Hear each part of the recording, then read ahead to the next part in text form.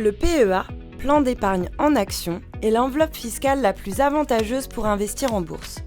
Il permet d'acheter des actions de sociétés européennes, mais aussi des titres de fonds et SICAV. Tout contribuable ayant son domicile fiscal en France peut ouvrir un PEA. Un seul PEA peut être ouvert par personne. Le plafond des dépôts est limité à 150 000 € par plan. En contrepartie, le PEA bénéficie d'une fiscalité particulièrement avantageuse.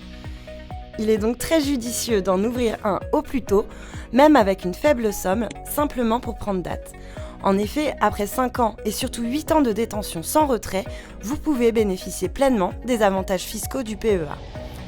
L'avantage du compte titre, c'est que vous pouvez acheter tous les supports financiers tels que les actions, obligations, titres de fonds et même des produits plus complexes comme les warrants, les ETF ou trackers. Attention toutefois, car ces produits comportent un risque de perte en capital. Vous pouvez aussi utiliser différentes stratégies, telles que le service de règlement différé, la vente à découvert ou à effet de levier.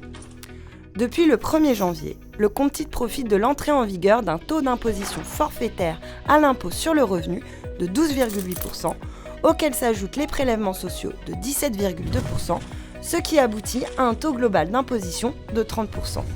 Ainsi, les particuliers imposés dans les tranches supérieures de l'impôt sur le revenu voient la fiscalité de cette enveloppe baisser.